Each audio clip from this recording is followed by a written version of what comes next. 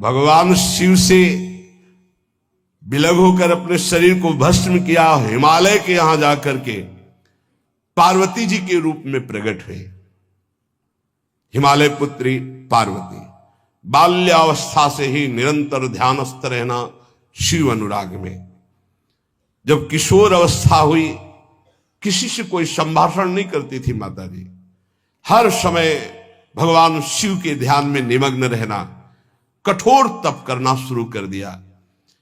जो बिल्व पत्र सूख कर गिर जाते थे, माता जी उसको अपने मुख में रख करके पा लेती। एक बिल्व पत्र, अपर्णा, शरीर सूखने लगा। माता जी का नाम अपर्णा, भारी तपस्या। भगवान शंकर को एकदम बोध हुआ कि सती का जन्म पार्वती के रूप में हिमालय के यहां हो चुका है और वो हमारे लिए कठिन तपस्या कर रही है। तो सप्त ऋषियों को बुलाया और उनसे कहा कि जाओ इनके प्रेम की परीक्षा लो। जानते हैं, सब कुछ जानते हुए भी ये होता है। जैसे लोग कहते हैं भगवान जानते हैं अपने भक्त को, तो परीक्षा क्यों लेते हैं? तो पढ़ाया तो टीचर ने है, तो सालाना परीक्षा तो होगी ही कि तुम क्या पढ़े हो। ऐसे ही तुम्हारे प्रेम की परीक्षा होगी। तुम हरि को चाहते हो या हरि की रची हुई माया को? हरि की हुई रची हुई माया में आकर्षित हो गए तो जीरो आ जाएगा। वो हरि की तरफ देखते रहे, माया से बच गए तो नंबर आ जाएंगे। 100 के 100 आते हैं, यहाँ 98 96 नहीं आते। 2 ही चैप्टर हैं, हरि पसंद कर रहे हो या हरि की माया। हर भक्त के सामने आता है तो प्रायः लड्डू ही खाने को मिलता है। बचता वही है जो मामे वे प्रपद्यन्ते माया में ताम तरंतिते, केवल हरि। पार्वती पहि जाई तुम प्रेम परीक्षा लेहु, गिरिहि पेरि पठयहु भवन दूरी करेहु संदेहु। हे सप्तऋषियों, जाओ, हमारी आज्ञा है। पार्वती की प्रेम की परीक्षा लो, यदि पास हो जाएं तो उनको तपस्या से निवृत्त करो। बोलो महादेव जी प्राप्त हो जाएंगे। जाओ भवन को चली जाओ, तपस्या की आवश्यकता नहीं। ऋषियों ने जाकर के पार्वती जी को देखा, मानो मूर्तिमान तपस्या विराजमान हो, अस्थिमात्र हुए रहे शरीर, सूखे पत्ते बिल्व के। मुनि बोले, हिमांचल नंदिनी, इतना कठोर क्या प्राप्त करना चाहती हो? किसकी आराधना कर रहे हो? तुम्हारा लक्ष्य क्या है? यदि हम सुनने के अधिकारी हों तो आप कृपा करके बता सकती हैं। पार्वती जी ने कहा, मन बड़ा सकुचाता है आपसे बताने में। आप लोग कहीं मेरी हंसी ना उड़ा दें जो मेरा लक्ष्य है। मैंने भी बहुत सिखाने की कोशिश की, लेकिन मेरा मन नहीं मान रहा, हठ पकड़ लिया है। क्योंकि मेरे गुरुदेव ने मुझे जो आकर के बचपन में बता दिया, मैं वही हृदय से स्वीकार कर ली। मनु हठ परा सुनई न सिखावा, चहत बारी पर भीति उठावा। नारद कहा सत्य सोई जाना, बिनु पंखन हम चाहि उड़ाना। मुनियो, वैसे आप भी हंस दोगे। ऐसा लगता है जैसे हम भारी प्रबल धारा में बालू का बांध बनाना चाहती हैं। कहां भगवान शिव और कहां मैं? मेरे गुरुदेव नारद ने बचपन में आकर के कहा, तुम्हारे पति देवाधिदेव महादेव होंगे। बस मैं तब से अपने पति की प्राप्ति की आराधना कर रही हूं। पता नहीं आप मेरी बात सुनकर हंसेंगे कि मानो बिना पंख के मैं आकाश को छूना चाहती हूं। ऋषि हंस पड़े और कहा, बात तो सही है, पर्वत से उत्पन्न हुई हो तो इसलिए तुम्हारी बुद्धि भी हमें लगता है जड़ ही है। नारद के उपदेश से आज तक किसी का घर बसा है? नारद के उपदेश से किसी का घर बसा है? अरे जिस का उपदेश किया उसको बैरागी बना दिया, गृहस्थी तो बनाया नहीं। नारद उपदेश सुनकर किसी का घर बसा हो ऐसा तक प्रमाण नहीं है। देखो, दक्ष के पुत्रों को उपदेश किया, 10,000 एक को 1,000 एक, लौट कर नहीं है, सब 1000 बार आकर के, सैकड़ों बार आकर महादेव जी भी कहें कि अपने गुरुदेव के वचन छोड़ दो, तुम्हें अपने गुरुदेव के वचनों का त्याग करने वाली नहीं। आप जा सकते हैं, बहुत जगत में कुंवारी कन्याएं और कुंवारे वर हैं, उनका ब्याह करा दीजिए। मेरी तो केवल एक ही बात रहेगी, हर जन्म महादेव जी के लिए। समस्त सप्तऋषियों ने साष्टांग दंडवत की और कहा, जगदम्बा आप नित्य शिव की अर्धांगिनी, भगवान शिव ने ही मुझे भेजा था आपकी परीक्षा के लिए, जाओ। भगवान शिव सब जान रहे हैं, ब्याह पक्का, अब आपको तप करने की जरूरत नहीं है। तुम माया भगवान शिव, सकल जगत पितुमात, नाई चरण सिर मुनि चले, पुनि पुनि हर्षत गात। प्रणाम करके सप्तऋषि गए, हिमांचल से कहा, सादर अपनी कन्या को लिवा लाओ और ब्याह की तैयारियां शुरू करो। महादेव जी ब्याह के लिए पहले से ही राजी हैं और समस्त देवता ब्रह्मा जी आज उनके पास जा रहे प्रार्थना करने के लिए। इधर जब पार्वती जी को लेकर हिमालय अपने घर पे आते हैं, तब भगवान विष्णु, समस्त देवता, ब्रह्मा जी कैलाश पहुंचे, जहां भगवान शिव विराजमान थे। सबने स्तवन किया और कहा, प्रभु बहुत दिन से एक लालसा है, सकल सुरन के हृदय शंकर परम उछाहु, निज नैनन देखा चाहे, नाथ तुम्हार विवाह। भगवान विष्णु, ब्रह्मा जी, समस्त देवताओं ने कहा, प्रभु हम सबके मन में एक उत्साह है, आप दूल्हा हो, हम सब बराती हो, आपका विवाह देखना चाहते हैं। प्रभु ये उत्सव देख ले तो हमारा जीवन सार्थक हो गया, आप हां बोलो। कामदेव के मद को चूर करने वाले आपको दूल्हा रूप में देखना चाहते हैं हम सब। स्वामी का स्वभाव होता है सेवक को सुख देना। पार्वती जी ने अपार तप किया है आपके लिए, आप उनको अंगीकार कीजिए। भगवान विष्णु, ब्रह्मा जी की प्रार्थना सुन करके भगवान शिव जी ने कहा, तथास्तु, ठीक है, ब्याह पक्का। देवताओं ने नगाड़े बजाए, फूलों की वर्षा होने लगी, देवाधिदेव महादेव की जय के नारे कैलाश में गूंजने लगे। सप्तऋषि भगवान शिव के पास आए, कहा, प्रभु बड़ी अनन्य है पार्वती जी आपकी, अखंड प्रेम है, हमने बड़ा छल करके उपदेश किया, लेकिन उन्होंने कहा कि मैं नारद जी का उपदेश नहीं त्याग सकती, करोड़ों जन्म लूंगी और हर जन्म महादेव जी के लिए। भगवान शिव जी की आंतरिक वृत्ति जो पार्वती जी की प्रीति की है, उसे कोई नहीं जानता। बहुत विरह में रहे, ऐसा न समझे कि देवाधिदेव महादेव जी परम उदासीन है, नहीं। सती जी के वियोग में बड़ी विचित्र दशा महादेव जी की हुई थी। सप्तऋषि फिर गए पार्वती जी के पास और कहा, भी बीच में घटना घट गई, कामदेव गया था महादेव जी की समाधि को भंग किया, तो महादेव जी ने कामदेव को भस्म कर दिया, तो अब ब्याह का मतलब क्या रह गया। भवानी ने कहा, तो तुम क्या अभी तक भगवान शिव को कामयुक्त देखते थे क्या? क्या तुम समझते हो तुम्हारे जान काम अब जा रहा? अरे अब लग शंभु रहे सबिकारा। तुम्हारी नजर में अभी तक भगवान भिखारी थे और अब काम को भस्म किया है। अरे हमने भगवान शिव की आराधना की, हमरे जानी सदा शिव जोगी, अज अनवद्य अकामो अभोगी। मैंने तो शिव को सदा ही योग संपन्न ब्रह्मबोध देखा है।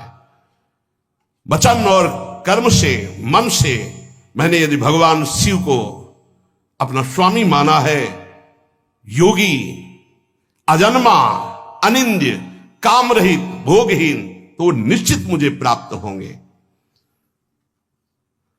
भगवान शिव के पास फिर सप्तऋषि गए, बोले प्रभु गजब की निष्ठा है, केवल आपके प्रति प्रेम है। ब्रह्मा जी ने लगन रची, सप्तऋषियों को बुलाया और कहा ब्याह दोनों तरफ, ये लड़की पक्ष की लगन, ये वर पक्ष की लगन। ब्याह तय हो गया, दिन नक्षत्र घड़ी, नगाड़े बजने लगे देवताओं के लिए, सुमन वृष्टि हुई। ब्रह्मा जी ने सबको बुलाया, हिमालय ने सबको निमंत्रण दिया, बड़े बड़े पर्वत भेंट लेके आ रहे हैं, बड़े बड़े रसनिधि समुद्र भेंट लेकर के आ रहे हैं। वहां भोजन पान के लिए हिमालय के पास कोई कमी थोड़ी थी, रस की नदियां बह रही थी, विविध प्रकार के रस, विविध प्रकार के फल, विविध प्रकार के भोग वहां सब व्यवस्थित किए जा रहे हैं। ब्रह्मा जी ने कहा देखो, सबसे पहले नारायण की समाज रहेगी, दूल्हे की नहीं रहेगी, नहीं तो गाली ही पड़ेगी। हिमालय के यहां प्रवेश पाने के लिए बरातियों में सबसे पहले नारायण, फिर देवराज इंद्र का परिकर, वायु देवता, अग्नि देवता, सब देव, सबसे पीछे दूल्हा की बारात।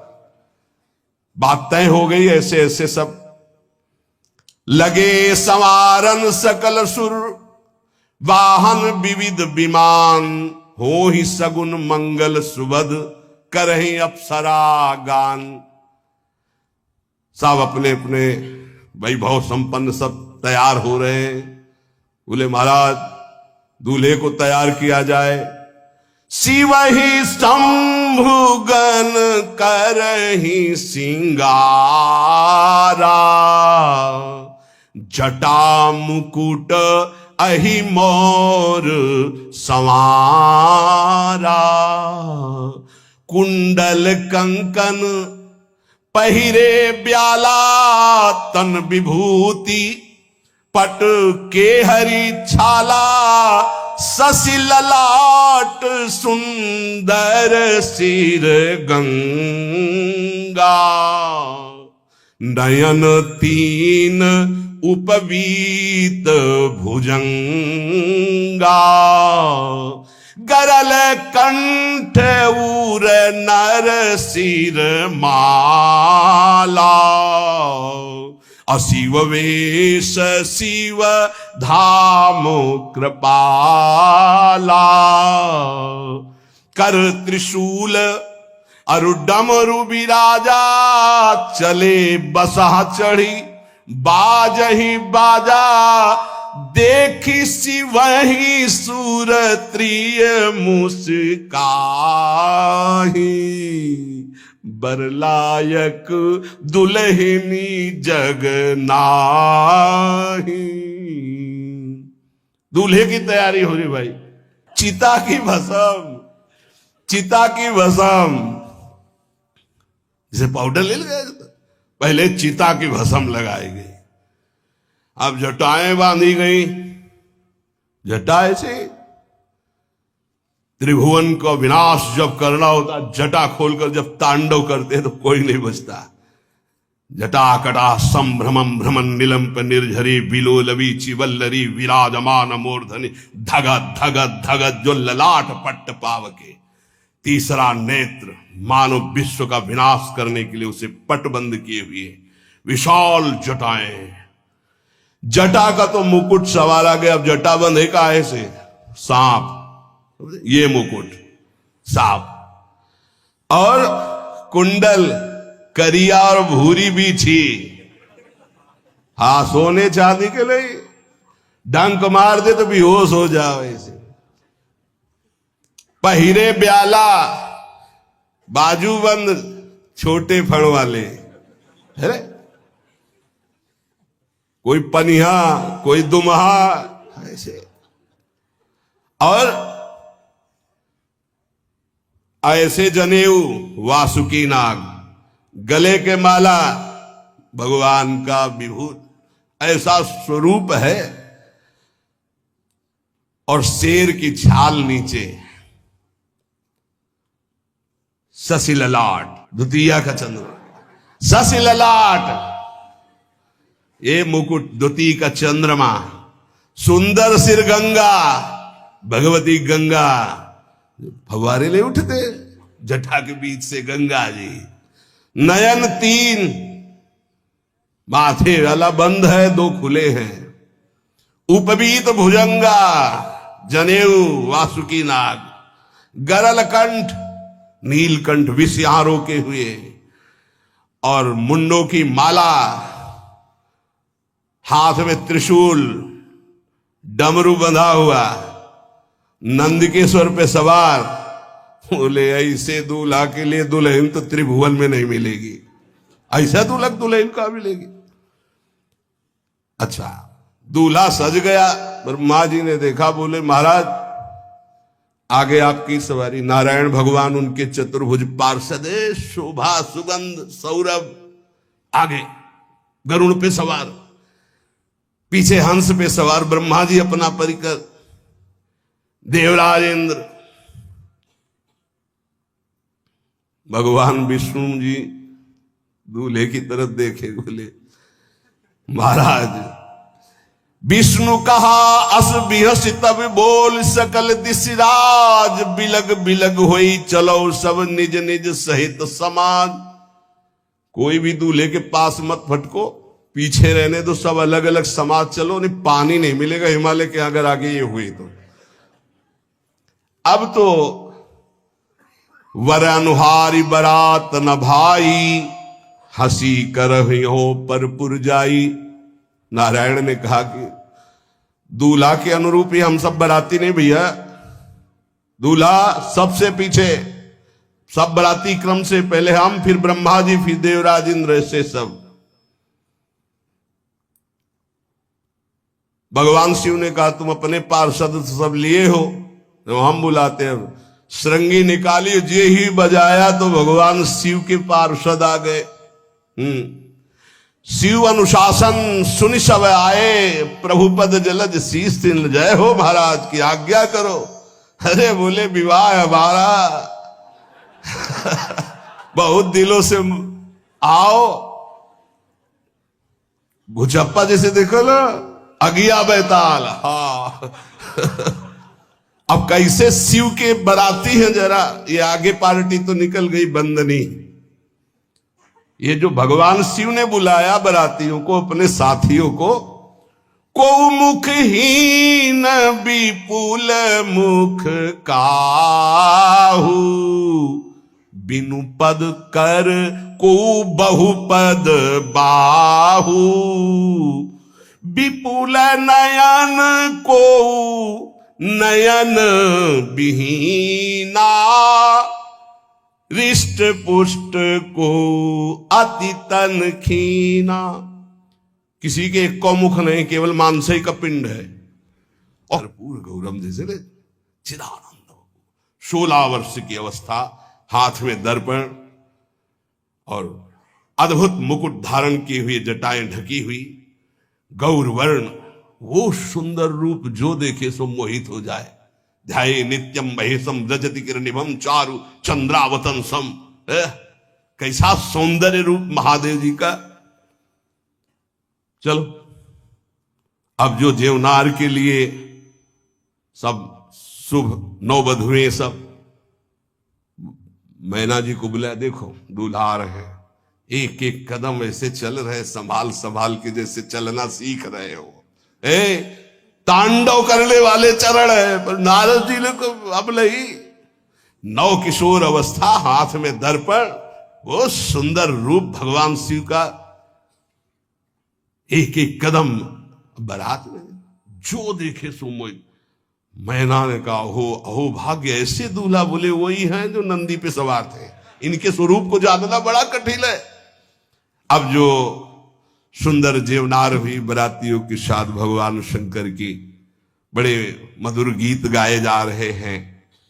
मुनियों ने फिर हिमवान को लगन पत्रिका सुनाई। विवाह का ठीक समय देख करके समस्त देवता और वेद स्वयं मूर्तिमान होकर वेद उच्चारण कर रहे हैं। भगवान शिव का पाणी ग्रहण संस्कार हो रहा है। पार्वती जी जब श्रृंगार करके सभा में आई ब्याह मंडप पे, तो कोई ऐसा नहीं था जो देखकर मोहित न हो गया हो। त्रिपुर सुंदरी अंबा है, लेकिन सब ने उनके श्री चरणों में सर झुकाया, क्योंकि जगदात्मा महेश पुरारी, जगदंबिका जानि भव भामा, सुरन मनन मन कीन प्रणाम। ऐसा सुंदर रूप अंबा जी का त्रिपुर सुंदरी है। जब वो दुल्हन रूप में पधारी, कोई भी ऐसा नहीं था जो एक बार देखकर मोहित न हो, पर सब श्री चरणों में, क्योंकि जगदंबिका है, भगवान शिव की आद्या शक्ति है। सुंदरता मर्जाद भवानी, जाय न कोटि बदन बखानी। करोड़ों मुखों से यदि वर्णन हो तो इस समय जो पार्वती जी का सुंदर रूप है, नव किशोरी और दुल्हन रूप, पार्श में बैठे अत्यंत सुकुमार, कपूर और चांदी की तरह गौर वर्ण, एकदम तेजोमय, विशाल नेत्र, स्वर्ण आदि के आभूषण, कहीं कोई एक बिच्छू सर्प कुछ नहीं, बिल्कुल नव किशोर राजकुमार स्वरूप भगवान शिव। पार्वती का मन रूपी भौरा शिव जी के रूप को देखकर लुभायमान हो रहा है। आज्ञा भई, ब्याह प्रारंभ हो। आश्चर्य की बात, गणेश जी का पूजन सबसे शुरू हुआ। लियो, मुनि अनुशासन गणपति पूजे शंभु भवानी, गणानान्त्वा गणपति ग्वंहवामहे प्रियानान्त्वा प्रिय। लियो, बोले गणेश जी और पार्वती जी के मतलब पुत्र का भावातल कि वो जो उट्टल लगा रही थी उसी से गणेश, ये आदि गणेश है, ये आद्य गणेश है। जैसे आदि ब्रह्म, जैसे आदि ब्रह्म स्वरूप ये गणेश है। भगवान शिव और पार्वती जी ने प्रथम गणपति पूजन किया। मुनि अनुशासन गणपति ही पूजे शंभु भवानी, को सुनि संशय करे जनी। ये अनादि जी जान, कोई संशय मत करना कि वो पुत्र है जो पार्वती जी से। यदि समस्त दुखों से तुम्हें मुक्त होना है, परम आनंद की प्राप्ति करनी है, देखो सबका लक्ष्य है एक छोटे जीव चींटी से लेकर के ब्रह्मा तक उस परम सुख को प्राप्त करना। परम सुख की आकांक्षा सबके अंदर। देख लीजिए, हम धन कमाते हैं तो सुख के लिए, परस्पर मित्रता करते हैं तो सुख के लिए, ब्याह करते हैं तो सुख के लिए, संतान करते हैं तो सुख के लिए, पद की चाह करते हैं तो सुख के लिए, जीना चाहते हैं तो सुख के लिए। हर चेष्टा हमारी सुख के लिए है। क्यों है? क्योंकि हम सुख सिंधु के अंश हैं। जो आनंद सिंधु सुख राशि, वो प्रभु कहते हैं ममई वांशो जीव लोके जीव भूता सनातन। सनातन अंश है तू मेरा, ममई वांशो। सुख सिंधु का अंश होने के कारण हमारे अंदर की मांग सुख है। पर जहां दुखालय भगवान ने पहले घोषित कर दिया इस संसार को, दुखालयम अशाश्वतम, यहां सब कुछ नष्ट होने वाला है। आज नहीं तो कल, कल नहीं तो परसों, चाहे जितने बीते बरस, पर नाश होगा पक्का। यहां कोई स्थायी चीज नहीं है। अशाश्वतम और दुखालयम, कुछ भी इकट्ठा कर लो, कुछ भी भोग लो, सुखानुभूति नहीं होगी। सुख कहते हैं जो स्व से प्राप्त होता है, दुख कहते हैं जो पर से प्राप्त होता है। पर से प्राप्त करने की सुख लालसा ही हमें दुख में फंसाती जा रही है। स्व स्वरूप है, पर सब कुछ है। स्वरूप के सिवा सब कुछ पर है। उमा कहो मैं अनुभव अपना, सत हरि भजन जगत सब सपना। ये स्वाप्निक सुख दुख ही है। जिसे हम सुख समझते हैं, ये सुख नहीं, ये सुख की छाया है, समझ पड़ती नहीं। ये गिरधर की माया है। ये ऐसी माया है, ऐसा लगता है इसको भोग लिया तो सुख नहीं मिला, इसको भोगें तो शायद सुख मिलेगा। इसको चख लिया, अब इसको चखें, इसको देख लिया, अब ऐसे भागता रहता है मन इंद्रियों के साथ। सबकी चाह सुख है, पर ये चाह की पूर्ति जगत में नहीं होने वाली, ये प्रभु में ही होगी। चाहे जितना भटक लो, जब तुम्हें विपत्ति, दुख और अशांति लगे तब भगवान की शरण में आ जाना, देखना कैसी तुम्हें शांति मिलती, कैसे तुम्हारा हृदय आनंदित होता है। क्योंकि हम आनंद सिंधु के बच्चा हैं, हम जब अपने घर लौटेंगे तभी सुख मिलेगा। आनंद सिंधु प्रभु के नाम रूप गुण लीला के सिवा कहीं किसी को सुखानुभूति कभी ना हुई है, ना है, ना होगी। इसलिए श्रीपाद प्रबोधानंद जी महाराज कहते, नस्वर श्रुत धन जाया दिशु हरि माया मयेषु न प्रयासम कुरु पुरुषार्थ शिरोमणि माचिनु वृंदावने स्वयं पतितम। हे भाई, यदि तुम पुत्र में आसक्त होते हो, पत्नी में आसक्त होते हो, धन में आसक्त होते हो, मकान में आसक्त होते हो, मित्रों में आसक्त होते हो, तो तुम्हें रोना पड़ेगा, तुम्हें दुखी होना पड़ेगा। क्योंकि ये संबंध और ये शरीर सब नाशवान है। नश्वर सुत धन जायादिषु हरि माया मयेषु, यही हरि माया है। हरि और माया, हरि अंतर में चुपचाप मौन शांत गुप्त बैठे हैं, और माया प्रगट में चंचल दिखाई दे रही। ये जो शरीर, ये जो इंद्रियां, जो मन, जो स्वभाव, ये सब मायाकृत है। जो मैं है वो हरि का अंश है, वो हरि स्वरूप है, वो माया में नहीं है, वो मायातीत है, त्रिगुणातीत है। इस मय को शरीर में तन्मय कर देने से शरीर संबंधी भोग प्राण प्रिय लगने लगे। भोग मिलते हैं धन से, इसलिए धन प्राण प्रिय लगने लगा। धन और भोग और शरीर संबंधी रिश्ते संबंध, यही भगवान की माया ने हमको फंसा लिया। आप सब देख लीजिए कितना हृदय अशांत है सबका सबका। तुम्हें लगता है अमुक संख्या का धन मिल जाए, अमुक व्यवस्था हो जाए तो मैं शांत हो जाऊंगा। सही मानिए, आप जितना अंक सोचते हैं उतने से ज्यादा किसी के पास धन है, उससे ज्यादा व्यवस्था है, पर वो भी अशांत है। आ ब्रह्म स्तंभ पर्यंतम सर्वम मायामयम जगत, तिनके से लेके ब्रह्मलोक तक सब मायामय है। सत्यम सत्यम पुनः सत्यम हरेन नामैव केवलम। धन्य है जो सत्य सत्य पुनः सत्य हरिनाम में अपनी रसेंद्री को लगा दिया, वाकेंद्री को लगा दिया। नाम जपते हुए उसी का रसास्वादन कर रहे हैं हर समय। राधा राधा राधा, हरि हरि हरि, कृष्ण कृष्ण कृष्ण। उनका जीवन विवेक में प्रकाश में हो गया। वो देख पा रहे हैं कि अरे ये तो सब भ्रम है, जिसे मैं सुख समझ रहा था वो भ्रम है।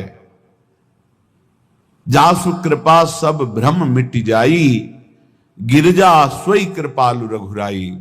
कृपालु भगवान की कृपा से जीव ये बुद्धि में विवेक प्राप्त कर लेता है कि यहां कोई मेरा नहीं है, एकमात्र प्रभु सबके हृदय में विराजमान है।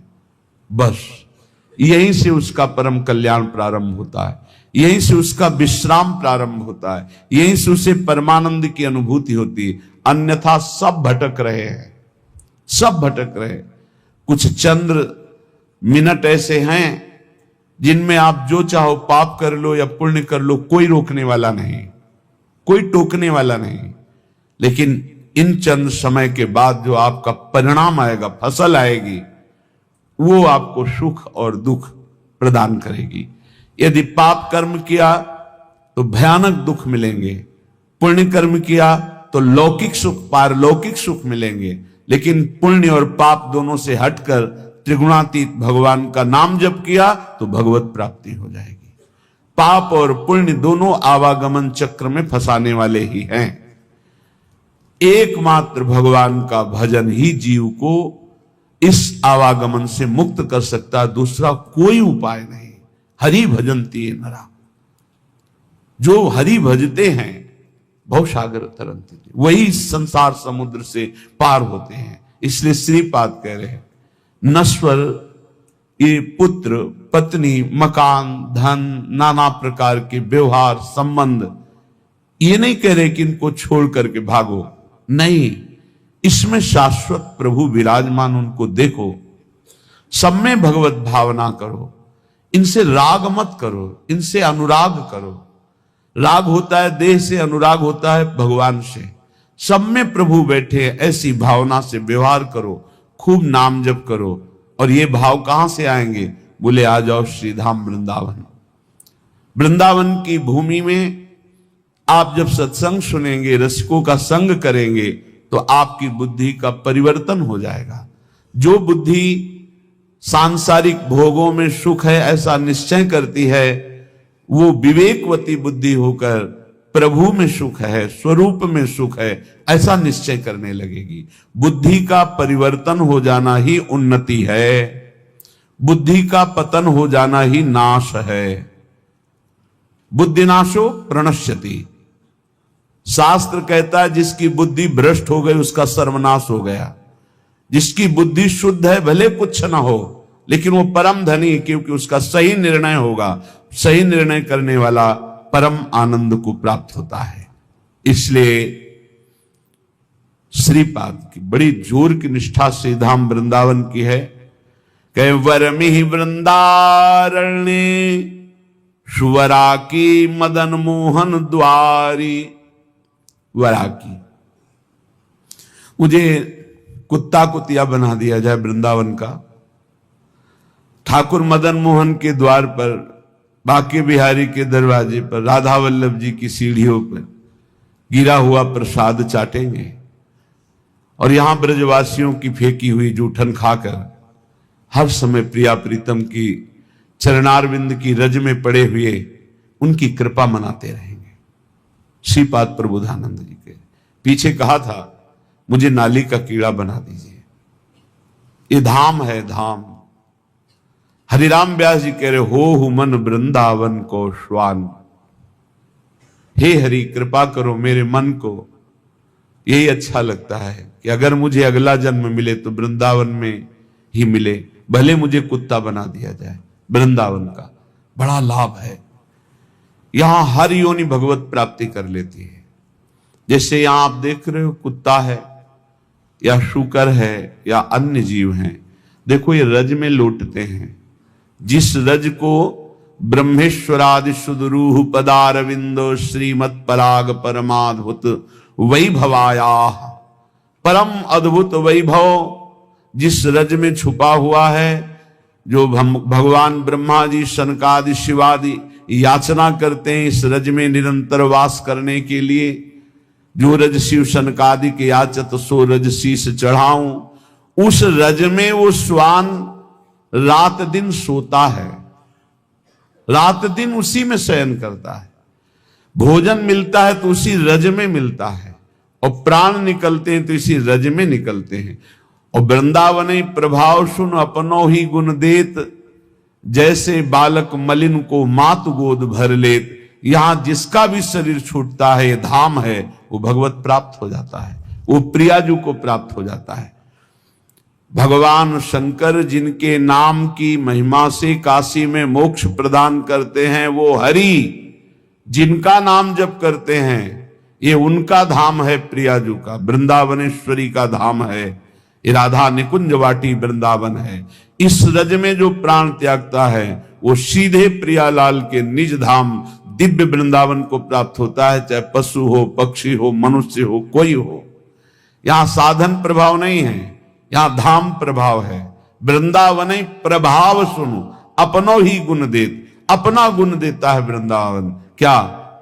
परम पद प्रदान कर देता है। इसलिए कह रहे वरमिहि वृंदारण्य, इस वृंदावन में जो सब धामों का मूल है, शुवरा की मदन मोहन द्वारी, प्रिया प्रीतम के यहां दिव्य रूप विराजमान हैं।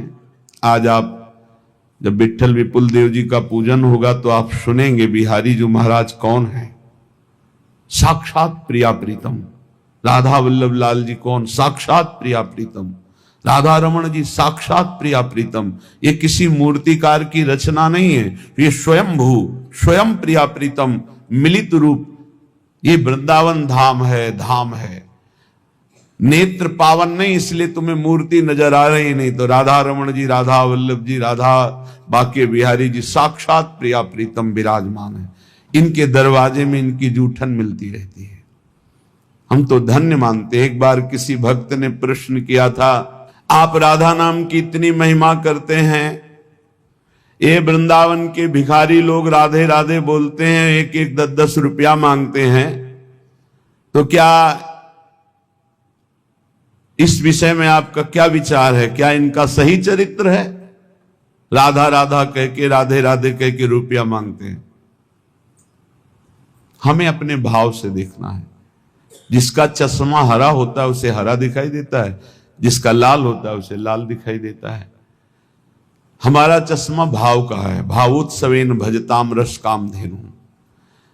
अखिल कोटि ब्रह्मांड नायक प्रभु श्री कृष्ण चंद्र जो कह रहे हैं, पूज्य भाई जी महाराज उस पद में लिखते हैं कि अगर मुझे कोई खरीदना चाहे तो निश्चित किया हुआ मूल्य है राधा नाम। राधा मुझे खरीद सकता है, ठीक है। उनके चरणों में लक्ष्मी जी सदैव चापती रहती है, हरि के चरणों को। और वो राधा कहकर 100 रुपया पूरे दिन में या 200 रुपया इकट्ठा किया और कहीं खोली लिए हुए, वृंदावन में छोटी कुटिया लिए हुए आटा दाल ला के खाता है, वृंदावन वास करता है। आप उसे भिखारी समझते हो? आप उसे नीच समझते हो? आप उसको, इस वृत्ति को नीच समझते हो? और जो करोड़ों का गफला करके एसी में सोते हैं और व्यभिचार करते हैं, मांस मदिरा पाते हैं, उनको बड़े आदमी समझते हो? अरे इनके चरणों की रज के समान कोई बड़ा आदमी नहीं है। इनसे बड़ा कौन होगा जो रात दिन बिहारी जी के दरवाजे पे बैठे हुए हैं, 100 200 500 मिले उसी में खोली का किराया देते हैं, उसी से वो दाल रोटी ला के खाते हैं, मजीरा बजाकर राधा राधा कीर्तन करते हैं और वहीं लुढ़क के सो जाते हैं।